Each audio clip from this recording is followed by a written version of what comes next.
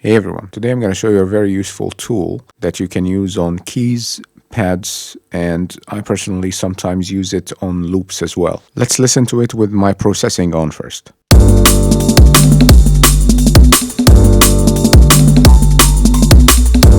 So I'm using an SP2016.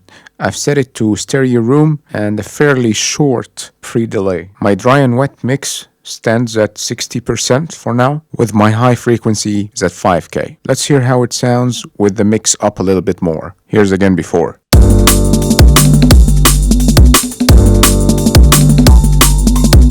After.